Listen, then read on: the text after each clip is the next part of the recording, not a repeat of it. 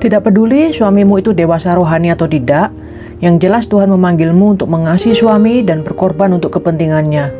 Tidak peduli apakah kamu merasa frustrasi dengan sikapnya yang apatis atau tidak, kamu harus mengerti bahwa pernikahan itu berbicara tentang pengorbanan. Kadangkala kita lupa betapa radikalnya perkataan Yesus, tetapi coba renungkan perikop di bawah ini dalam konteks pernikahan. Jikalau kamu mengasihi orang yang mengasihi kamu, apakah jasamu? Karena orang-orang berdosa pun mengasihi juga orang-orang yang mengasihi mereka. Sebab jikalau kamu berbuat baik kepada orang yang berbuat baik kepada kamu, apakah jasamu? Orang-orang berdosa pun berbuat demikian. Jikalau kamu meminjamkan sesuatu kepada orang karena kamu berharap akan menerima sesuatu dari dia, apakah jasamu? Orang-orang berdosa pun meminjamkan kepada orang-orang berdosa, supaya mereka menerima kembali sama banyak. Tetapi kamu, kasihilah musuhmu dan berbuatlah baik kepada mereka, dan pinjamkan tanpa mengharapkan balasan. Maka upahmu akan besar, dan kamu akan menjadi anak-anak Allah yang Maha Tinggi. Sebab Ia baik terhadap orang-orang yang tidak tahu berterima kasih dan terhadap orang-orang jahat.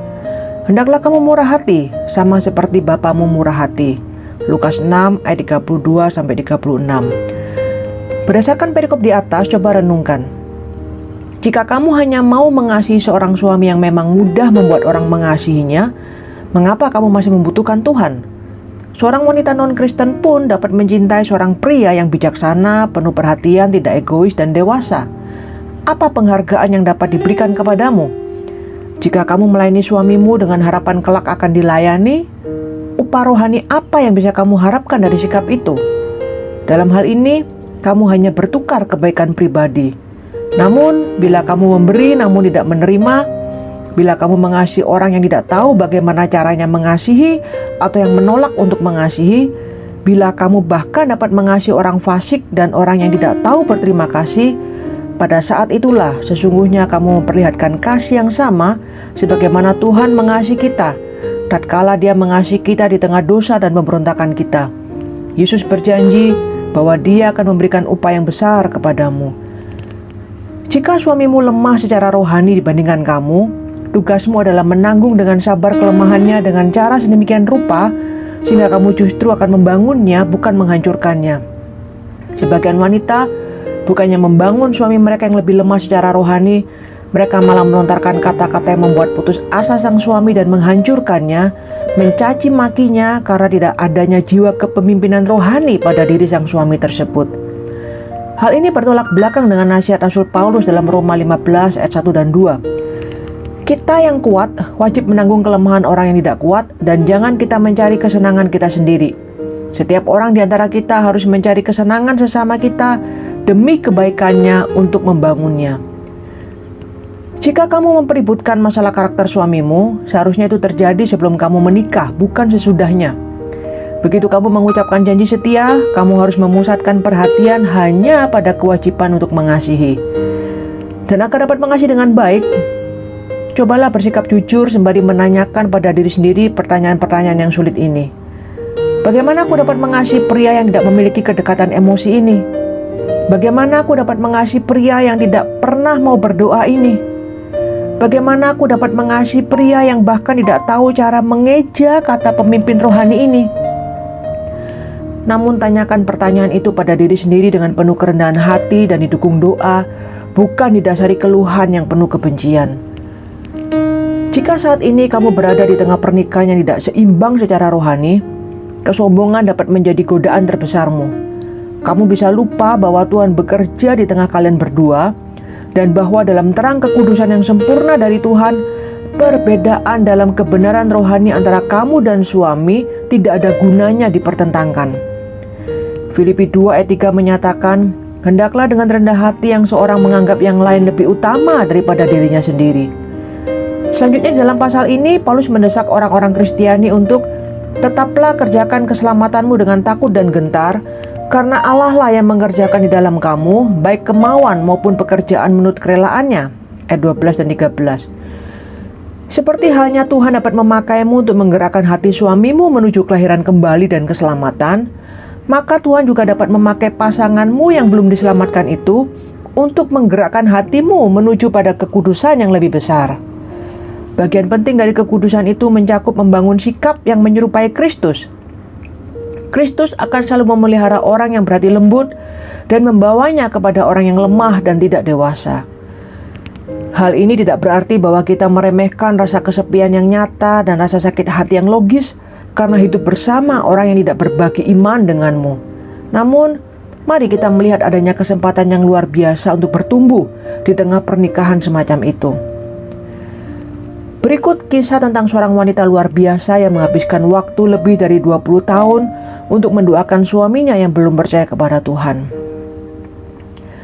Selama waktu yang panjang yang akhirnya membawa John beriman kembali kepada Tuhan, Catherine memetik banyak pelajaran berharga secara pribadi. Menurutnya, yang utama di antaranya berasal dari perkataan Yesus mengenai biji gandum yang harus jatuh ke tanah dan mati.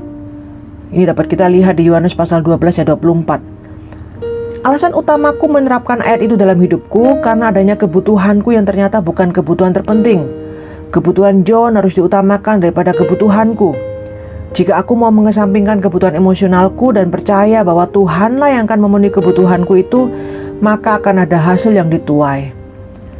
John menyatakan bahwa kesabaran Catherine menjadi alasan utamanya untuk akhirnya bersedia mempertimbangkan kembali beriman kepada Tuhan.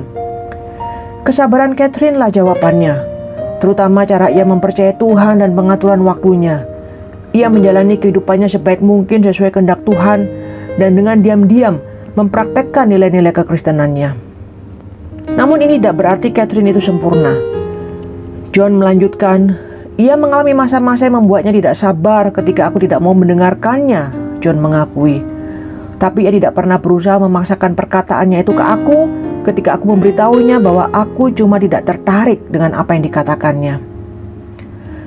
Tuhan berbicara dengan sangat jelas kepada Catherine bahwa selama ia mengharapkan John melakukan hal-hal yang tidak dapat dilakukannya baginya, berarti ia sedang membangun kegagalan bagi John dan kejengkelan bagi dirinya sendiri. Tuhan menantangnya dengan kata-kata, "Jika kamu mau melepaskannya lewat pengampunan, maka kamu akan membuka pintu bagiku untuk bekerja di dalam kehidupan John."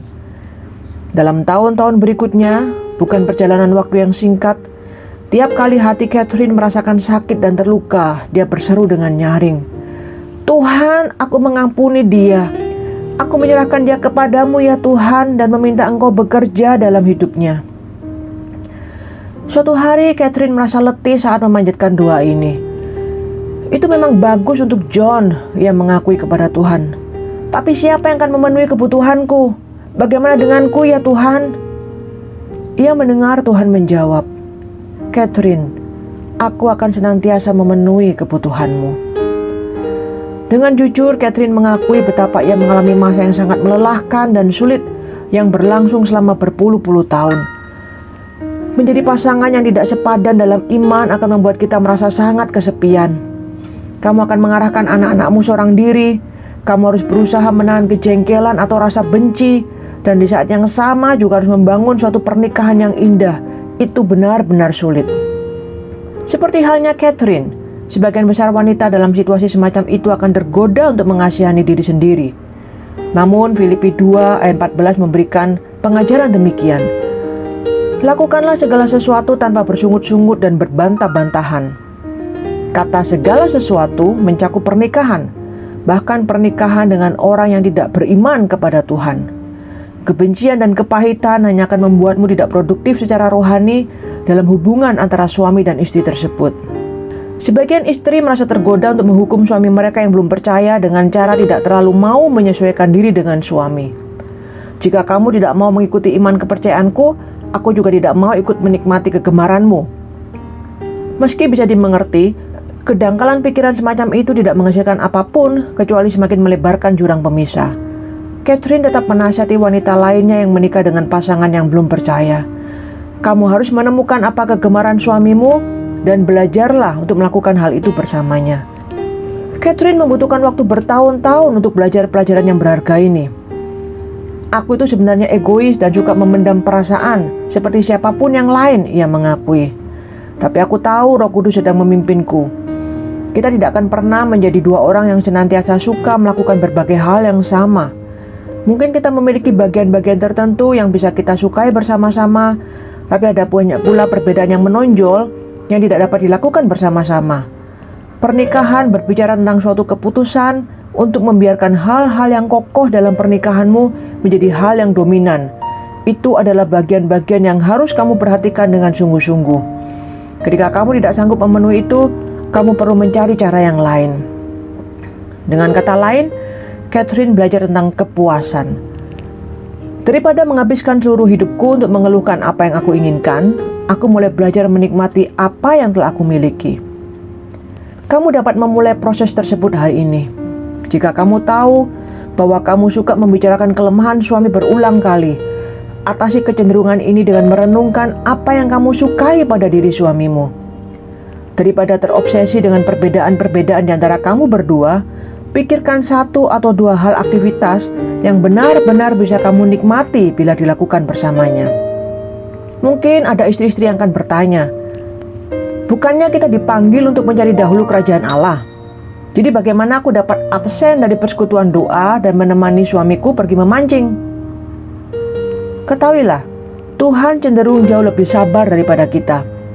Dia menanti selama berabad-abad untuk suatu waktu yang tepat mengutus putranya datang ke dunia. Dan kemudian Yesus menghabiskan waktu 30 tahun untuk melakukan pekerjaan-pekerjaan kasar sebelum akhirnya masuk dalam pelayanannya kepada masyarakat. Dengan menikmati aktivitas bersama-sama suamimu, sesungguhnya kamu sedang memenangkan hatinya supaya kamu dapat mempengaruhi jiwanya. Cara terbaik bagimu untuk menggerakkan perhatiannya pada hal-hal yang bersifat rohani adalah dengan mempraktekkan juga perhatianmu pada hal-hal rohani. Paulus memakai pola ini dalam pelayanannya. Ia berkata kepada jemaat di Korintus, "Sebab itu aku menasihatkan kamu, turutilah teladanku." Dan Paulus mengulangi perkataannya di 7 pasal berikutnya, "Ikutilah teladanku, sama seperti aku juga mengikuti teladan Kristus." Kepada jemaat di Galatia, pada dasarnya Paulus juga memberikan nasihat yang sama. "Aku minta kepadamu saudara-saudara, jadilah sama seperti aku." Namun sebelum dapat mengatakan hal itu, Paulus terlebih dahulu mempraktekkan kehidupannya yang memang bisa diteladani itu. Tariklah nafas dalam-dalam, lalu masuklah ke dalam dunia suamimu, dan percayailah Tuhan untuk memakai teladanmu dengan cara sedemikian rupa sehingga akan menantang hati suamimu. Rasul Paulus mendesak kita semua. Demikian juga kamu, hai istri-istri, tunduklah kepada suamimu, supaya jika ada di antara mereka yang tidak taat kepada firman, mereka juga tanpa perkataan dimenangkan oleh kelakuan istrinya, jika mereka melihat bagaimana murni dan salehnya hidup istri mereka itu.